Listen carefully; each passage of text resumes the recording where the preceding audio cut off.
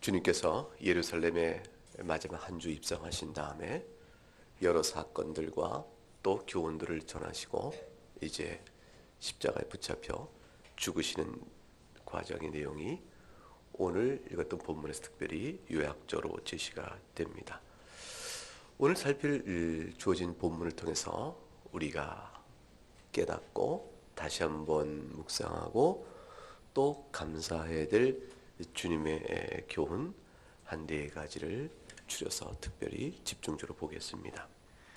첫 번째는 33절에 제6시가 되매 온 땅이 어둠이 임하여 제9시까지 계속되었다라는 말씀 내용이고, 제 두 번째는 34절에 엘리엘이 라마 사박단이 부르짖으셨던 주님의 외침에 대한 이해이며, 세 번째는 38절에 성소 휘장이 위에서부터 아래까지 찢어져 둘이 되었다라는 그 사실에 대한 의미고, 네 번째는 39절에 예수님을 향해 섰던 백부장이 주님의 순지심을 보고 이 사람은 진실로 하나님의 아들이었다 이렇게 고백을 했는데, 그 고백과 관련한 교훈을 살펴보도록 하겠습니다. 첫 번째 33절에 주님께서 십자가에 못 박히신 다음에 제6시가 되어짐에, 이 6시란 것은 12시 정오를 뜻합니다. 6시가 되매 온 땅에 어둠이 임하였다. 근데 그것이 제9시까지 계속됐다. 그러니까 3시간 동안 계속되었으므로 정오로부터 오후 3시까지 어둠의 상황을 설명합니다. 그 어둠이 어떻게 발생했는가? 그것은 일단 햇빛이 가려졌다. 누가복음은 햇빛이 빛을 잃어서 그렇게 되었다라고 설명을 합니다. 그러니까 햇빛이 분명히 대낮이므로 12시부터 오후 3시면 가장 해가 강한 빛을 발할 때인데, 그때에 해의 강한 빛이 어떤 일인지 그 지역 내에 어둠이 덮여지고 햇빛이 어둠 가운데 아무런 힘을 갖지 못하는 형편이 되어졌습니다. 그것을 설명하고 있습니다. 어떻게 그런 일이 벌어질 것인가라는 것에 대해서 그 자연적 사실, 그것에 대해서는 설명할 길이 없죠. 그것은 하나님께서 행하신 특별한 일이었으니 예수께서 십자가에 달리시고 죽으시는 것이 과연 어떤 의미를 갖는 것인가를 보이시는 하나님의 특별한 이적적인 개입이라 볼 수가 있습니다. 성경은 주님이 달리셔서 정오 때부터 3시까지 어떤 일이 있었는지에서는 요 3시간에 대해서는 아무 언급이 없습니다. 달리실 때 일이 있고, 그리고 제9시가 되어짐에 라고 3시간의 어둠이 끝날 때쯤에 오늘 읽었던 본문처럼 주님의 말씀이 다시 나오기 시작하고 그 상황의 묘사가 있는데, 그 어둠이 내렸던 이 3시간, 캄캄한 이 3시간 동안에는 어떤 일이 있었는지에 대해서 주님에 대한 설명이나 그 둘러싼 대제사장들이나 어떤 환경이라도 성경은 그 시간은 침묵으로 갑니다. 이 3시간 동안에 짙은 어둠은 도대체 어떤 의미를 갖는 것이고, 그 상황 속에 주님은 십자가에서 어떤 상황을 겪고 계셨을까? 우선 이 어둠이 가리키고 있는 상징적 의미는 누구나 다, 유대인이면 다 아는 것이요, 성경을 읽는 이면 누구나 짐작할 수 있는 것처럼 그 어둠은 좋은 일을 뜻하는 것이 아닙니다. 이 어둠은 무서움을 뜻하는 것이요, 그 무서운 곳 죄의 악에 대한 하나님의 진노의 심판을 상징합니다. 하나님께서 12시부터 오후 3시까지 주님께서 엘리엘이 라마 사박단이라고 외치기 이전까지 그 3시간 동안에 어떤 이 어둠을 짙게 내리시면서 하나님의 심판이, 무서운 진노가 임하고 있음을 나타내 보이고 있는 것이었어요. 그러면 누구를 향한 심판이었을까요?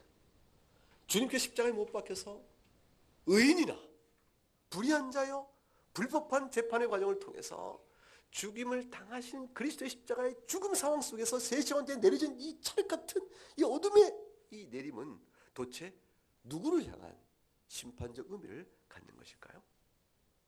그것은 다른 것이 아니라 예수를 십자가 못 박아 죽인 유대인들을 향한 심판의 의미가 아니고, 왜냐하면 그 당시에 예수를 십자가에 못 박아 죽인 대제사장이나 제사장들이나 그 누구들도 심판을 당하고 있는 상황이 아니었습니다. 오직 딱 한 분이 그 어둠 내리는 그 시간 동안에 홀로 심판을 당하고 계셨어요. 누구시죠? 그리스도입니다.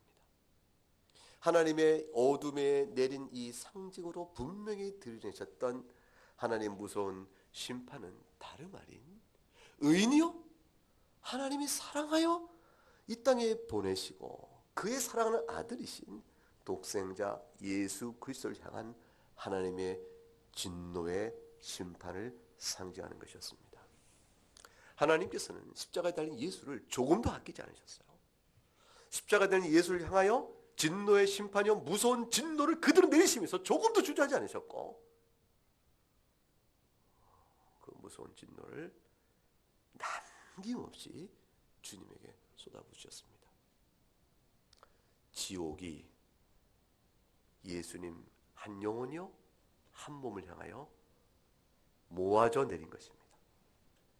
지옥이 문이 열리면서 십자가에 달린 주님을 향하여 덮쳐온 것입니다.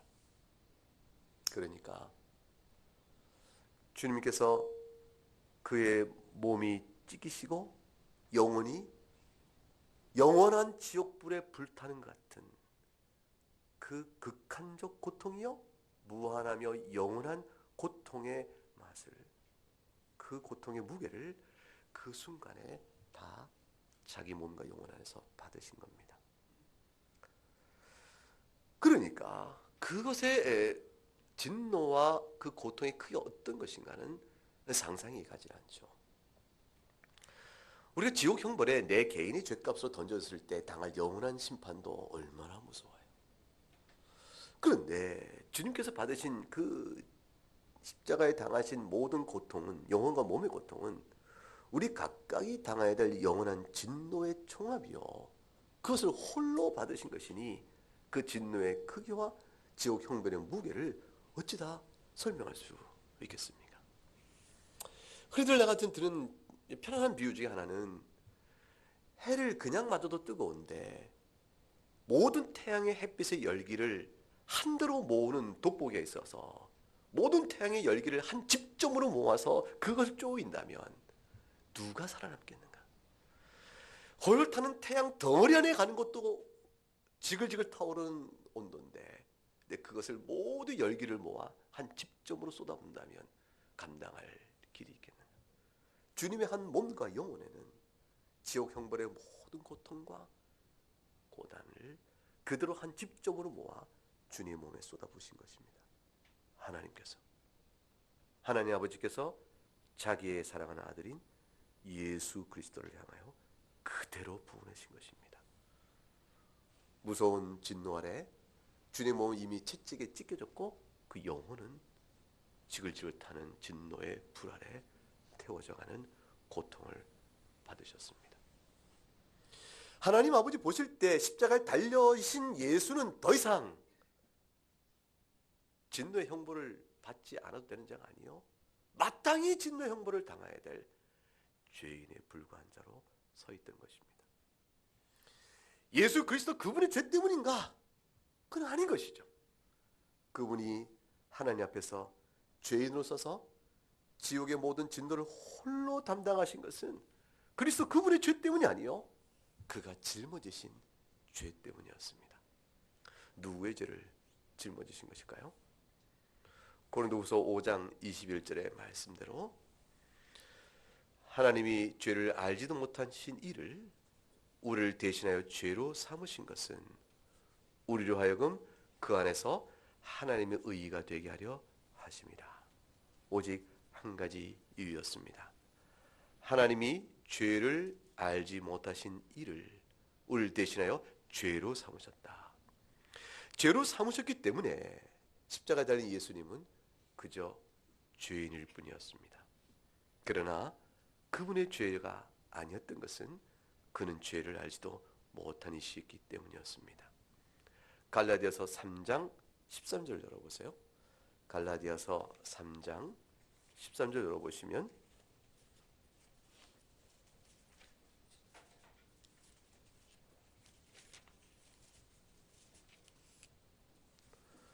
(3장) 13절 말씀을 찾았으면 한번 같이 읽어볼까요? 그리스도께서 우리를 위하여 저주를 받으사 되사 율법의 저주에서 우리를 속량하셨으니 기록된 바 나무에 달린 자마다 저절에 있는 자라 하였습니다. 주님은 틀림없이 저주를 받으신 겁니다. 살아계신 하나님의 손 앞에서 저주를 받은 자가 되어졌고 율법의 정죄 아래 모든 저주에서 우리를 속량하셨습니다. 그러니까 주님께서는 그 십자가의 그 3시간의 캄캄한 어둠 속에서 무서운 심판의 저주를 받은 것이 명백한 것이죠. 그것은 대리적 속죄였어요. 주님 자신의 죄값 때문이 아니라 우리의 죄를 스스로 담당하셨으니 그것은 우리의 죄를 속죄하기 위한 대리 속죄의 이유였는데 이사야 53장에 이미 예언되었던 바 그대로 이었습니다. 이사야 53장을 열어보면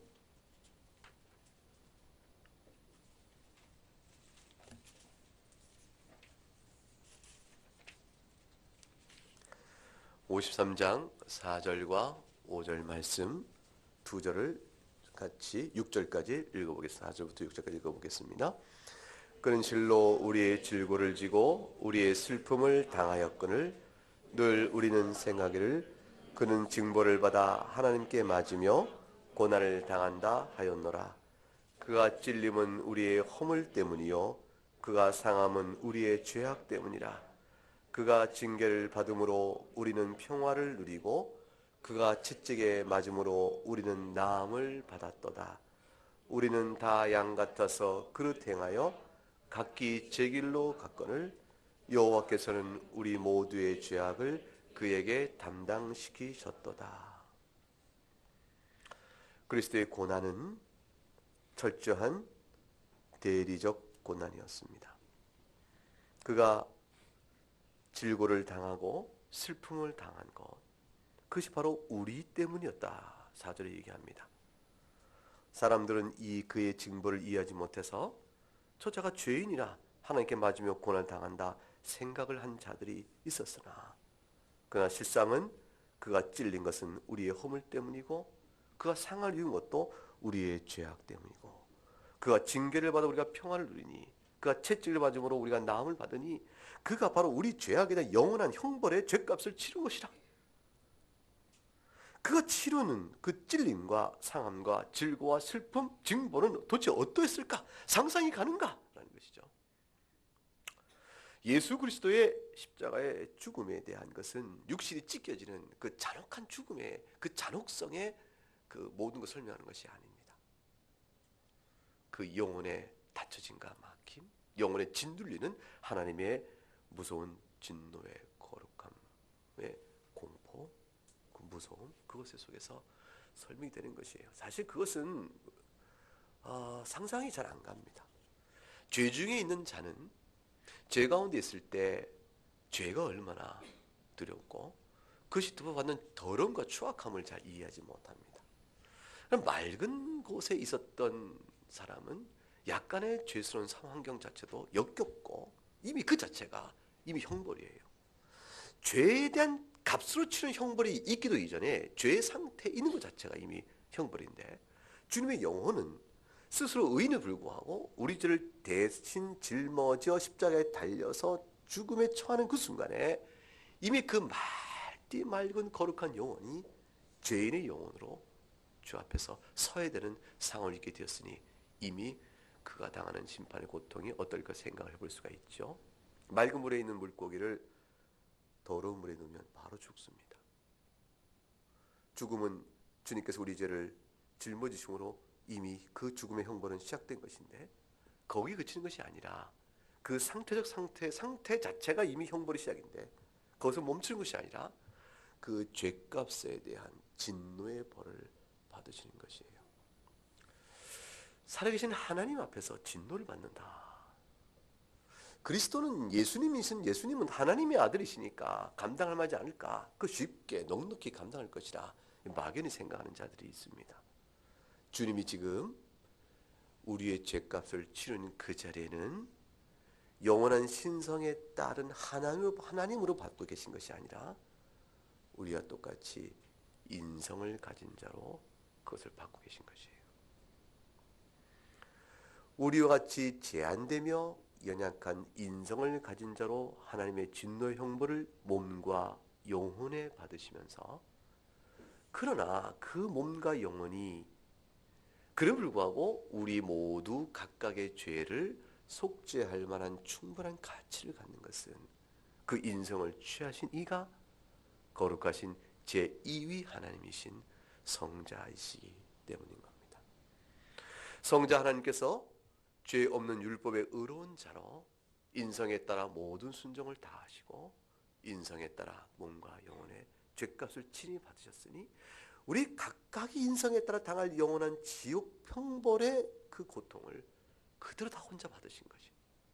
그러니 그가 인성에 따라 얼마나 큰 고난과 환난 가운데 있었을 것인가를 생각하고 또 짐작해보고 묵상해볼 필요가 있습니다.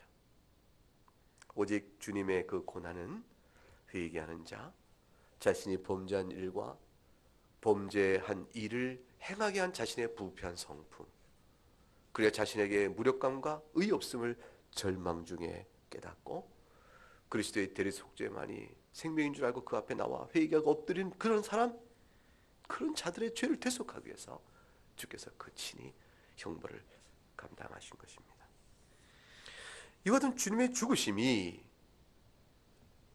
그와 같은 심판의 형벌을 받는 것이기 때문에 찰흙 같은 어둠이 3시까지 이루어졌을 때, 가장 밝은 낮에 빛이 감당하지 못할 어둠으로 내리눌렸을 때 그 사실을 같이 경험한 유대인들은 도대체 어떤 생각을 했어야 됐을까?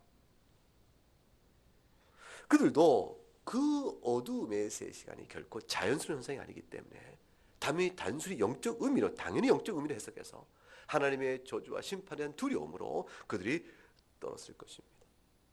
그렇다면 그 같은 하나님의 심판으로의 앞에서의 어둠의 생각을 이해했다면 그것이 무엇 때문에 비롯된 일인가를 생각하고 그들에게는 돌이켜 주 앞에 나올 수 있는 회개의 기회가 주어지는 3시간이었어요.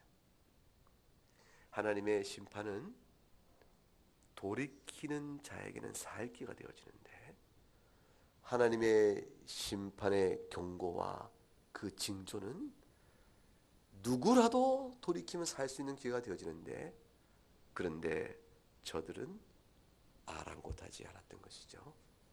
오히려 그 어둠의 상황 속에서도 영적으로 어리석고 소경이 귀모 어렸던 저들은 보긴 보아도 알지 못하는 그런 자들인지라 저들이 의인을 죽였다는 양심에 일만에 갇혀 있었다면 그들은 그 중간에 하나님의 임하심에 대한, 하나님이 그곳에 임재하시는 그 무서운 진노 앞에서 깨달음이 있었을 것이라. 그런데 저들은 그 어둠을 그렇게 해석하고 깨닫지를 못했습니다. 주님 앞에 용서를 구하는 자로 나오지를 않았던 것입니다.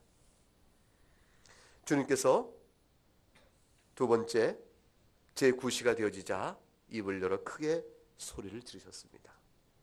크게 소리를 지르셨다는 것은 주님께서 얼마나 힘든, 죄값의 형벌이 얼마나 강렬하고 고뇌에 찬 것이며 무서운 것인가, 그 죄의 짐을 짊어지고 온 힘을 다해 외치신 것임을 알 수가 있죠. 육신은 이미 찢겨서 육신의 힘으로는 어떤 큰 소리를 낼 수 없을 만큼 기력이 없겠지만 그가 당하시는 형벌의 고단은 너무 큰 고난 속에서 온 힘을 다해 절규하며 외친 것입니다. 어떤 죽음으로도 도저히 갚을 길 없는 무서운 진노, 100번을 죽었고 100번을 살다 죽고 10,000번을 살다 죽어도 갚을 길 없는 무서운 진노를 당하면서, 그러면서 이제 그 진노를 내리시는 심판자이신 하나님 앞에서 절규를 합니다. 그 절규는 엘리엘리 라마 사막다니, 번역하면 무엇이죠? 나의 하나님, 나의 하나님, 어찌하여 나를 버리셨나이까. 이 말씀의 뜻은 두 가지를 생각해야 됩니다. 첫째 하나는 뭐냐면 정말로 버림을 당한 것이. 예수님은 십자가에서 어찌하여 나를 버리셨나이까? 이 말 속에는 정령코 버림당하는 고통과 두려움과 아픔과 슬픔과 고뇌를 그대로 반영합니다.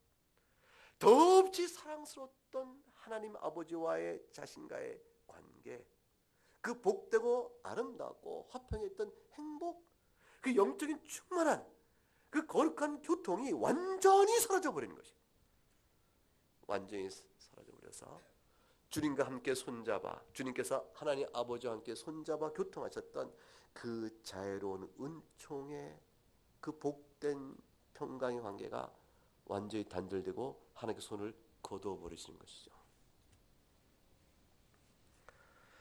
하나님 아버지께서 그의 아들 독생자 예수 그리스도를 그가 마땅히 짊어진 자의 죄값대로 심판의 자리에 밀어넣어 버리신 거예요. 밀어내 버리신 겁니다. 그리스도께서는 인성에 따라 구속주로서 우리의 죄값을 대신 갚아주실 것을 하나님과 언약하셨거든요. 그 언약하신 그 바를 그대로 실행하는 바로 이 순간에 하나님께서는 주님을 심판의 자리로 밀어넣으신 것입니다. 하나님 아버지와 끊어지지 않는 아름다운 교통의 손길로 붙들려 있던 그 복된 손길이 그대로 놓쳐지면서 아들 되신 주께서는 어찌하여 나를 버리셨나이까 하고 외치는 겁니다. 이 사실을 많은 주석가들이 묵상하고 그것을 좀 이해해 보려고 이 절규의 절박성이 어땠을까 설명하려고 하는 순간을 하면서 한 예를 든 주석가가 이런 얘기를 들어요. 아이가 질병이 있어서 집중치료실에 혼자 들어가야 하는 것이죠.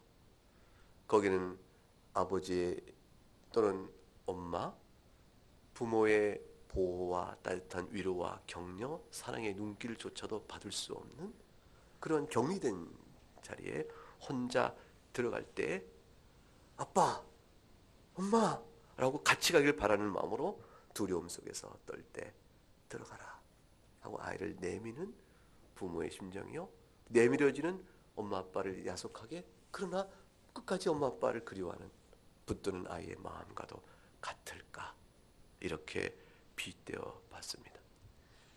그런데 충분치가 않아요. 왜냐하면 집중치료실에서 하는 것이 아니고 주님은 지금 무시무시한, 아주 무시무시한 영원한 지옥의 자리 속에 밀려 들어가는 것이에요. 들어가는 자리는 영원한 불못이요, 영원한 심판의 자리예요. 저주. 주님이 표현하신 대로 바깥 어둡고 추운 것이에요. 또 한편으로는 영원히 식지 않는 뜨거운 불못으로 던져지는 자리입니다. 그 자리에 성부 하나님께서 무서운 죽음의 형벌의 나락으로 떨어진 그를 붙잡지 아니하시고 손을 놔버리시는 것이죠. 두려운 진노의 불덩이에 떨어지는 그곳에 주님께서 하나님 아버지 붙잡지 아니하시고 놔버리시는 것이죠. 그래야 그리스도는 인성에 따라서 영원한 진노의 자리에 내던져지시는 겁니다. 이 외침이 어찌하여 나를 버리셨나이까 라는 외침 속에 들어가 있는 것입니다. 그런데 이 외침이 6시부터 9시까지 사이에 이루어진 것이 아니고 9시가 끝날 그때쯤에 외쳐졌다는 사실은 자신이 겪었던 이 지독한 무서운 진노를 다 겪으면서도 주님께서는 오직 이 모든 영원한 형벌 안에서 유일한 구원의 손길은, 또는 의지할 손길은, 그 위로의 손길은 하나님밖에 없음을 잊지 않고 있었다는 사실을 그대로 드러내주는 것이에요. 예수 인성에 따라 모든 죄값을 그대로 받으시며 무서운 심판주요, 무서운 하나님의 진노 아래 있지만 그 하나님을 바라보면서도 그 하나님만이 자신의 위로자이며 그 하나님에게서만 구원이 있음을 고백하는 자리 속에 나의 하나님, 나의 하나님이라는 신앙 고백적 표현이 그대로 들어와 있는 것입니다. 그런데 나의 아버지라고 부르지 못하고 있어요. 주님은 하나님을 향해 항상 아버지라 일컬었지 나의 아버지 곧 너의 아버지요. 하나님을 아버지로 붙던 그분께서 저주의 심판대 아래서는 그 하나님에 대한 신앙은 놓치지 않고 있을 때 저주 아래 버려진 상황 안에서 하나님을 나의 하나님이라고 간절히 붙들을 따름입니다. 여기에 양면적인 모습이 있는 것이죠. 예수님께서 이 당하신 주님의 손길이 어찌 나를 버리시나이까 하는 이 고백 속에, 이 탄성 속에, 이 탄식 속에 담겨있는 주님의 영혼의 그 고뇌를 생각해 보세요. 실제로 요한복음 16장 32절에 보라 너희가 다 각각 제 곳에 흩어지고 나를 혼자 둘 때가 오나니 벌써 왔도다. 그러나 내가 혼자 있는 것이 아니라 아버지께서 나와 함께 계시니라. 주님은 아버지와 함께 계심에 대한, 항상 함께 있음에 대한 이야기를 제자들에게 늘 가르치셨어요. 요한복음 17장 5절에는 아버지여 창세전에 내가 아버지와 함께 가졌던 영화로서 지금도 아버지와 함께 나를 영화롭게 하옵소서. 아버지와 함께 가졌던 영화로 지금도 나와 아버지와 함께 나를 영화롭게 하옵소서 고백하고 기도하셨던 주님이신데, 그렇게 주님과 막역한 교통을 누렸던 바로 그분이신데 지금은 단지 죄인이요 영원한 지옥 형벌을 당할 자로 하나님 앞에 서 있을 뿐이니 그가 어찌 나를 버리셨나이까 라는 이 외침 속에 담겨있는 그 고통이 어떤 것인가를 짐작할 수 있겠는가. 죄를 지어보면 아마 1000만분의 1을 할까? 하나님과 늘 영적으로 평안하고 찬송하고 좋으신 아버지 하나님 기뻐하고 영적으로 늘 바르게 살고 있을 때, 그럴 때에 내 안에 다가왔던 하나님과 사귐에 대한 기쁨과 위로가 있는데, 알면서도 하나님께 미워하시는 죄인 줄 알면서도 육신의 정욕과 마귀의 유혹과 세상의 미혹을 감당치 못해서 신앙 양심은 아니야! 그러면 안 돼! 라고 끝까지 나를 붙들고 아니라고 계속 나를 흔드는데도 불구하고 끝까지 죄에 탐닉하여 죄를 범하고 났을 때 그 후 바로 즉각적으로 다가오는 죄의 결과와 심판의 손길을 맛봤다면 알 거예요.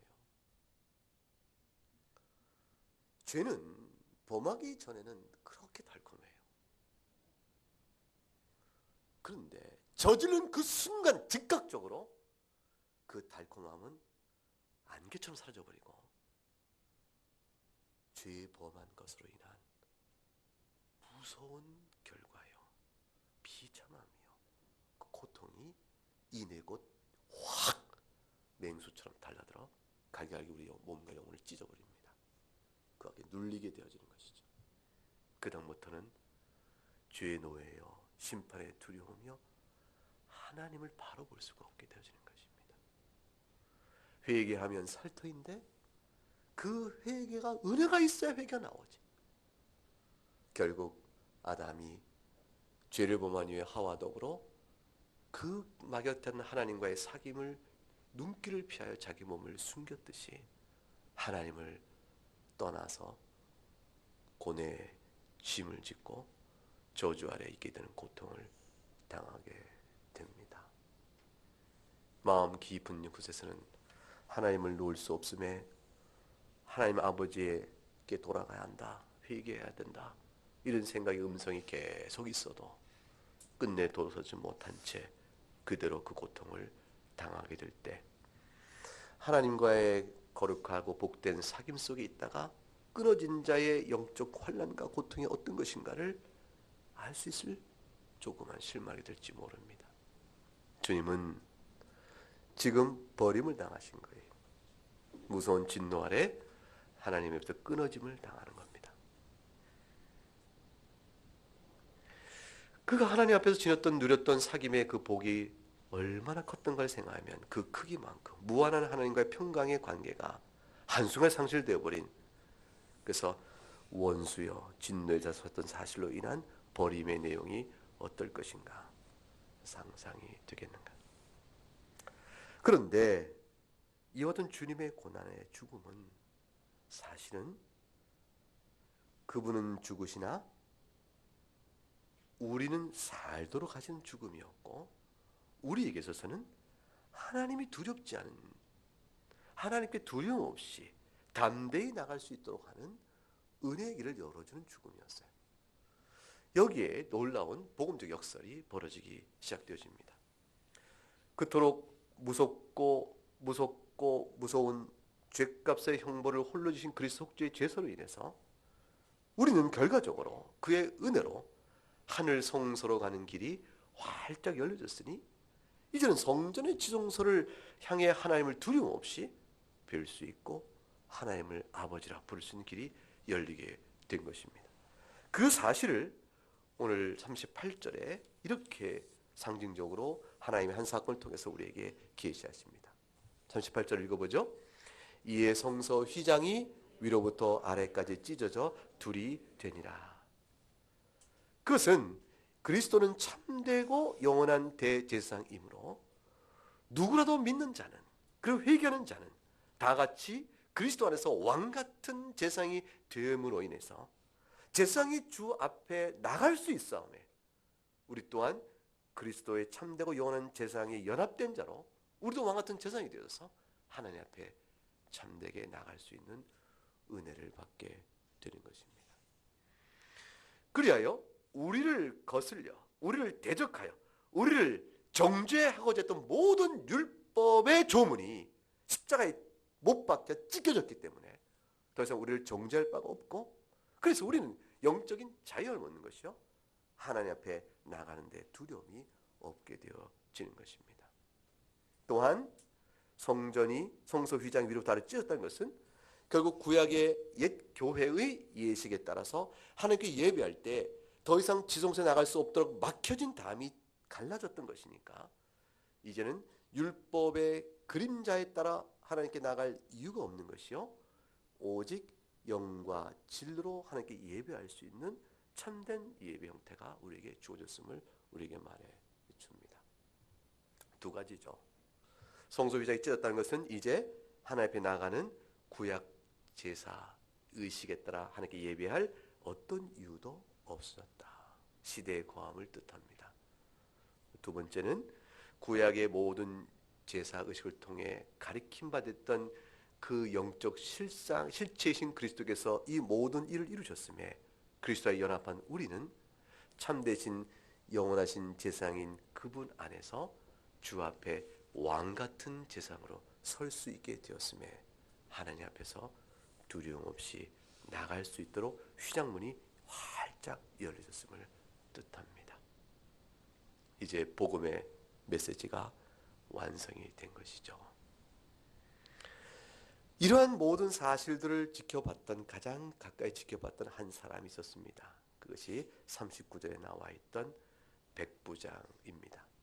이 백부장은 100명의 군사를 거느리는 장수이니, 이 백부장은 예수님을 십자가에 못 박고 경계했던 그 모든 일들의 과정을 다 지켜본 사람이었습니다. 이 사람 입을 통해서 이렇게 고백이 되어집니다. 39절을 읽어보죠.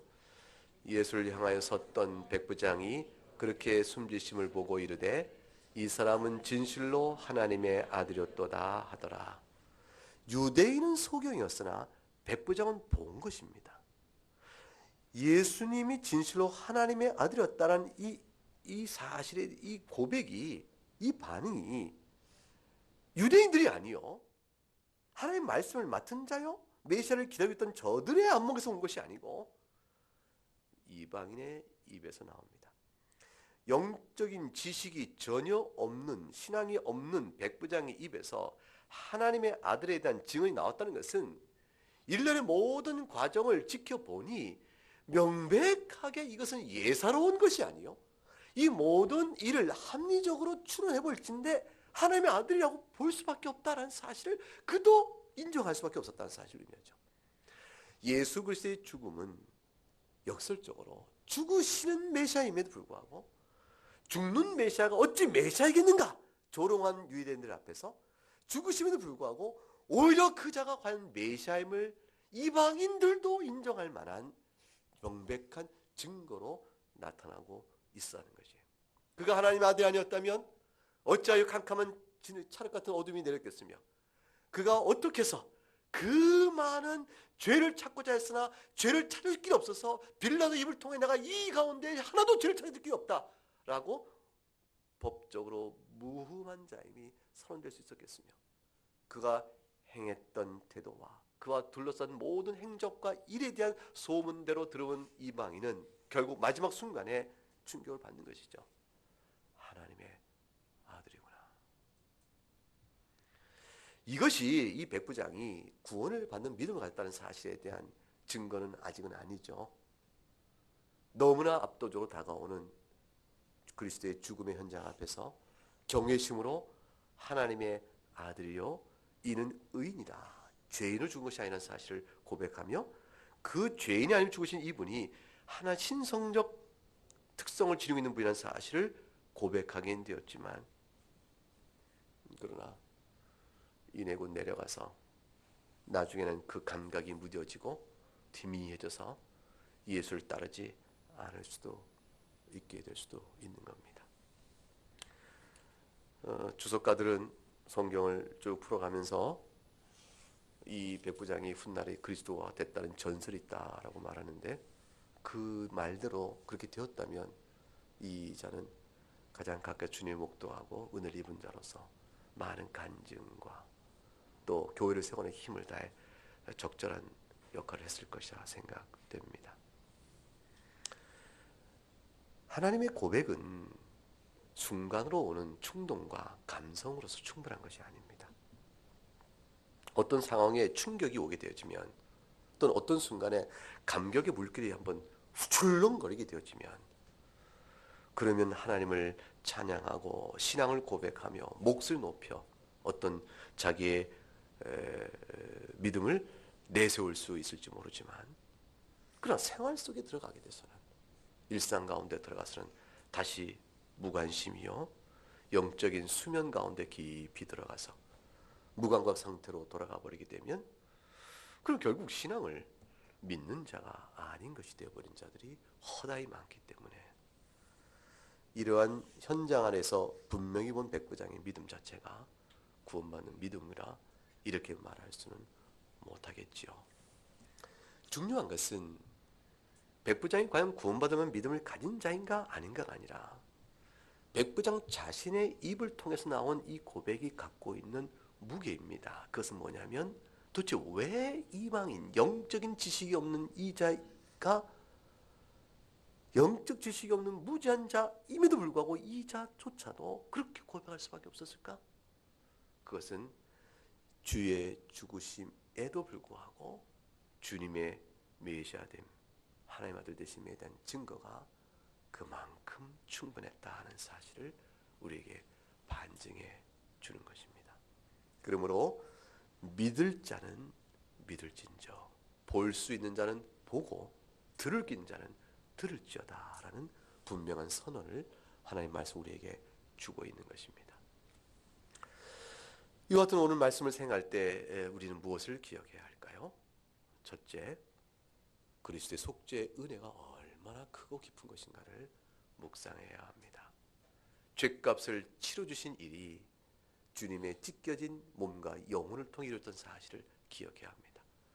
우리의 죄의 용서는 그냥 되어진 것이 아니고, 그냥 하나님께서 하나님이시니까 그래 죄 없다 라고 말함으로 끝난 것이 아니라 그 말이에요.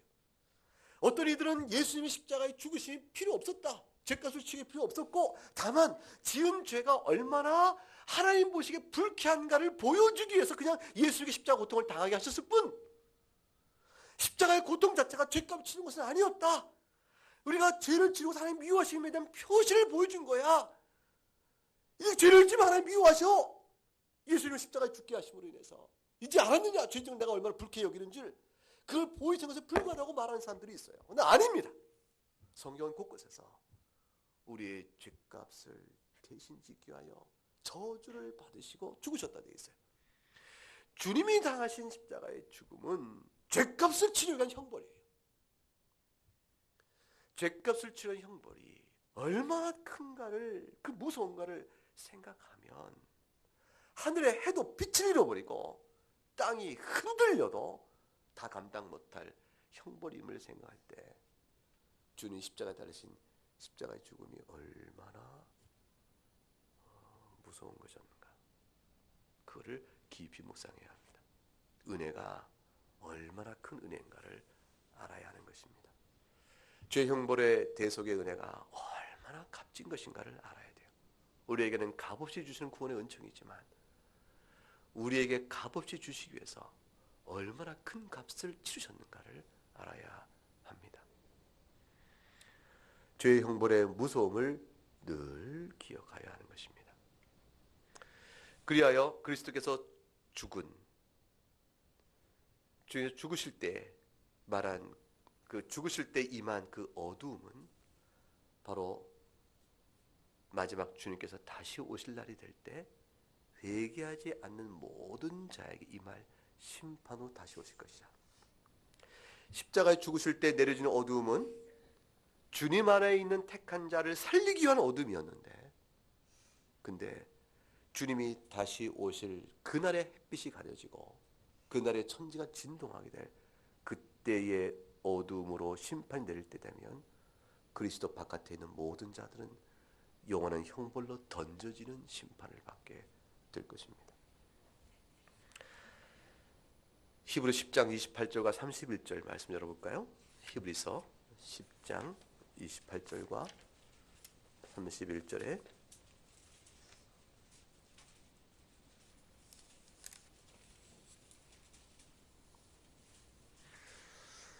에 63쪽안에 10장 28절로 31절까지 4절 말씀입니다. 같이 읽어보죠.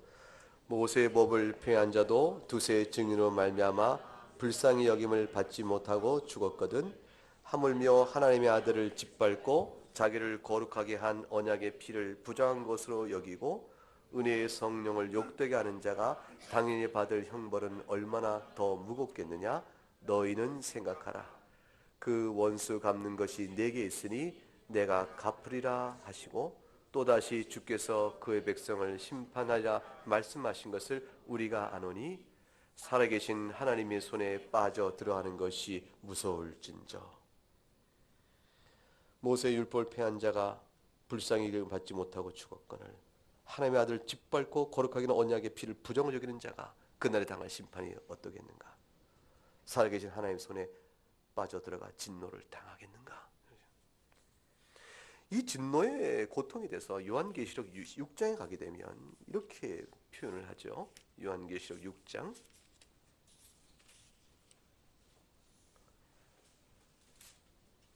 12절부터 17절에 가게 되면 이렇게 이어져 나옵니다. 한 절씩 교독합니다. 내가 보니 여섯째 인을 떼실 때에 큰 지진이 나며 해가 검은 털로 짠 상복같이 검어지고 달은 온통 피같이 되며 하늘의 별들이 무화과 나무가 대풍에 흔들려 설익은 열매가 떠짐같이 땅에 떨어지며 하늘은 두루마리가 말리는 것 같이 떠나가고 각 산과 섬이 제자리에서 옮겨지매 땅의 임금들과 왕족들 장군들과 부자들과 강한 자들과 모든 종과 자유인이 굴과 산들의 바위 위에 숨어 산들과 바위에게 말하되 우리 위에 떨어져 보좌에 앉으신 이의 얼굴에서와 그 어린 양의 진노에서 우리를 가리라.